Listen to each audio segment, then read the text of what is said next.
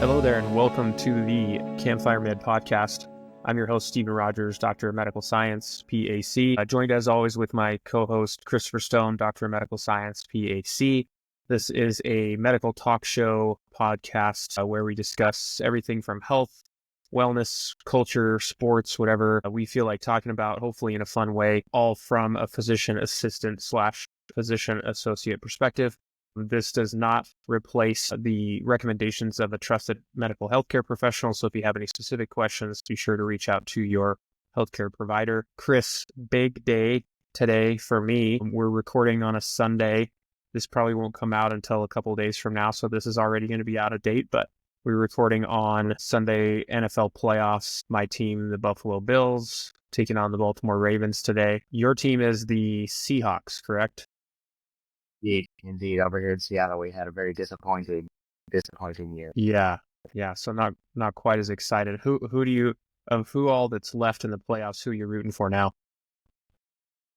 I am really rooting for the Bills. They just have really been coming on really strong. Like, they have a super tough game today with the Ravens. Lamar Jackson, their team, they spread the ball out really well. They have a great run game with Henry now. And even just feel from time to time. But I think the Bills, the Bills are just a little bit better. So we're with Well, I hope you're right. I'm excited for it. Anyway, so I got my Bills jersey on, rocking the Josh Allen jersey. Go Pokes, go Bills. Okay, well, let's just jump right into it. Today, we wanted to talk a little bit about dry January. It's in the middle of January. It's almost, just past the middle of January, but thought we'd talk about it again. We have talked about this in previous episodes, so if you want to take a peek at those, all of our episodes are available wherever you get your podcasts, Apple, Google, Spotify, etc. Although I found out recently Google Podcasts does not exist anymore, so I shouldn't say that. So Spotify, Apple, etc. So make sure you check those out. Don't look for us on TikTok. That's not around anymore. Yeah, don't look for us on TikTok. We did have TikTok for a while, but with the revamp, we've kind of toned down the TikTok side of things a little bit, so didn't want those Chinese hackers having all of our info, I guess. Yeah, and the band they went. And the band. Nobody's on TikTok right now. So anyway, that's another topic for another day. But dry January. So first, why don't you tell us what is dry January? Yeah, dry January. It's a month-long period of not drinking alcohol, or any kind of alcoholic beverage. I suppose it could also go into other recreational things. Here in Washington, we have recreational marijuana, so you can use it for all sorts of, substances or behavioral things. I'm definitely using it for the alcohol reason. So yeah, that's what it is. And you're currently participating. I am. Yeah, this is today's 19th. 19th. Yeah, we actually started I just started a little bit early, so I'm a little bit farther along in the process. Definitely seeing a lot of the benefits from it. Particularly like improved sleep. Definitely not having better sleep, more through the night, more energy during the day. I do think it has helped with my skin. You can see it. I do work in the med spa, so maybe that's all that good stuff that I'm working there. But it's definitely helps. Not as dry, even though it's like colder out. It's usually drier there. My workouts have been a lot better as well. I guess that's a lot more energy for doing that. Definitely saving money. That's probably a positive that I've noticed. Sure. Yeah. Not cheap drinking. Cool. I did it last year. I guess it would have been 2 years ago. January 2022. We did it on this podcast together, actually. And it got us talking about some things like some non-alcoholic beverages. That's an industry that even just in the last 2 years has continued to explode. Alcohol-free beer, alcohol-free liquors, mocktails, all sorts of stuff. There's more and more interest in people wanting to participate in going out and having beverages with friends and social atmosphere, but maybe just not the alcohol component. The thing that I've noticed a little bit besides just the alcohol-free is I feel like there's now a new niche of drinks and gummies and that sort of thing for kind of the same effect of being social and having kind of your inhibitions lowered and helping with relaxation and that sort of stuff, but using other things besides alcohol, mushrooms being kind of one of the bigger ones. Have you noticed any of those sorts of things? Definitely, those are definitely coming on. Have been to a couple of uh, gatherings where they're trying to teach you about them. They're very popular, and not so much from, I guess, like from a drug standpoint, but just from connecting more neurotransmitters and helping you just open your mind to more ideas and processing. There's a lot of people where they're doing like micro versus macro dosing. Uh, I'll daily basis to disorder those and just those. Um, and it's pretty interesting stuff. I'm not as well versed on those because I'm pretty new to it right now, but I think that there's a positive trend for those in the future. We just don't know enough about them, I think. Yeah, I mean, I think that's the end story with most of this stuff is as new health fads or whatever you want to call them come out. And so I'm just looking at an article here from the Guardian, which is a UK newspaper. The headline is "Scientists Pour Scorn on Mushroom Coffee, the latest healthy food trend." So that's even extended into things like coffee. Basically, it's the concern is that it's another sort of snake oil where it's, one ingredient being touted as something that can cure or fix multiple things. And the reality is there's not a lot of science or data that yet stands behind it, at least in the traditional Western medicine sense, which is what the world that we work in. And so there's certain things out there that are trying to push people away. And I think all of this, the dry January and now these other, more accepted use of recreational drugs, mushrooms, THC, et cetera, all because of the more and more information and more understanding of the concerns about alcohol use, particularly prolonged, significant alcohol use. So looking at an article here from MD Anderson Cancer Center, titled "Should you do dry January?" and experts weigh in. Just real briefly, I mean, they give you a whole list of benefits of not drinking, including decreased risk of certain cancers.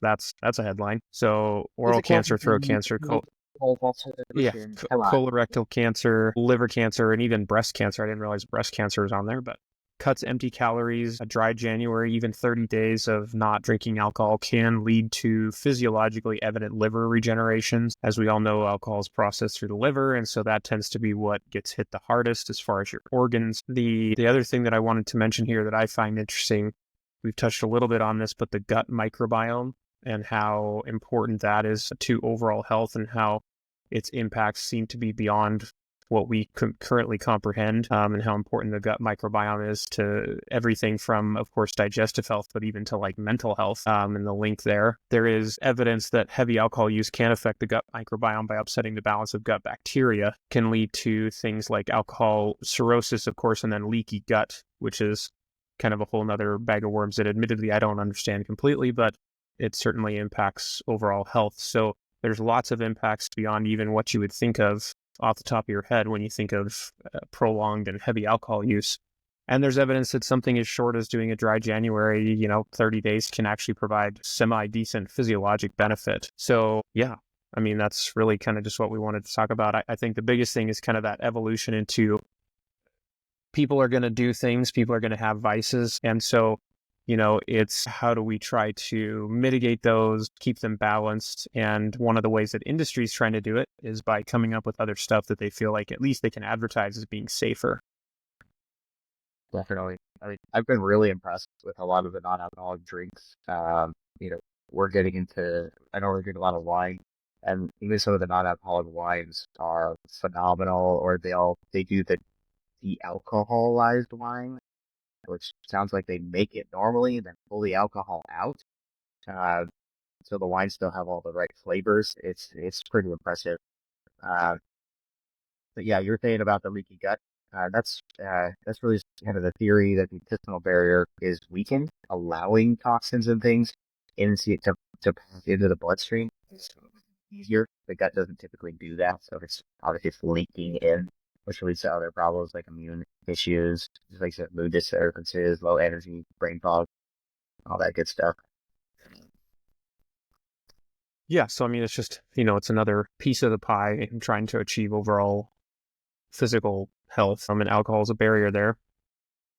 Yeah. like it's like ulcers. You hear out the uh old cartoons that were the drunks that were like drink so much that they would be like having hiccups all the time from reflux or like developing ulcers from it.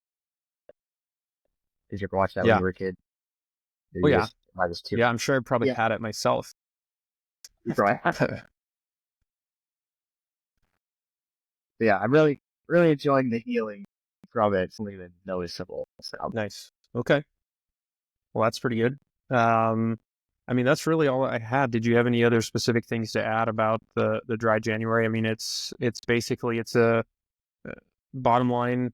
Even though it's a very short period of time, in theory, 30 days, there is evidence that it can provide some restorative and regenerative properties to your overall health, specifically with the gut microbiome and with the liver. And that's coming from ND Anderson. So I think it's a pretty reputable source. They have some tips for reducing alcohol intake too. It's again pretty much what you'd expect. They do mention in here specifically find non-alcoholic beverage alternatives. They talk about other things that are not even meant to mimic alcohol. So they talk about like infused or sparkling water, juice, smoothies, tea, or coffee. I think those are good ideas. I do think that for people that still want to have that social experience, I think some of the non-alcoholic liquor is probably a better option. We have partnered with Ritual Zero Proof Alcohol in the past. So if you go back and look at some of our previous Instagram posts, you'll see some of the information about them. They make a very good product, and it allows people, I mean, there's bars that have that now. You can go and you can be with your friends and they can be doing whatever they want to do, and you can order a Manhattan or an old fashioned, but you get it with the Ritual Zero Proof or with any of the other number of companies out there. And you're still with your buddies, just with your gal friends, doing whatever you want to do, and you don't even hardly even skip a beat. So I kind of like that because it takes some of that social pressure out of it and allows people to kind of still be part of the group, but maybe just doing it in a little bit more healthy way.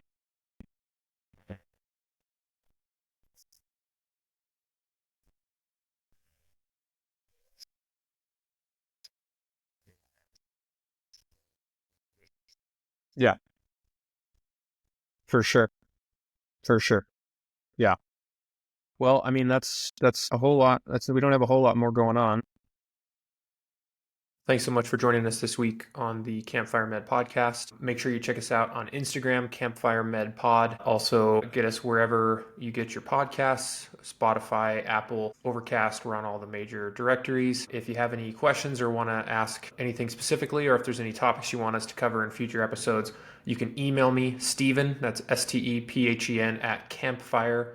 You can also send us a DM on Instagram. Again, Campfire Med Pod, all one word. I think that's it. Hopefully you enjoyed. Make sure you like and subscribe. Subscribing is really what helps the show the most. Be on the lookout, hopefully, for some merchandise coming down the road, a newsletter coming down the road, and some free giveaways. We have some stickers coming that we're going to want to give away to some of our social media followers. So be sure to like and subscribe. Tell your friends about us as well. We truly appreciate it so that we can keep this thing going. And without further ado, that's all I got. So we'll just say go head on.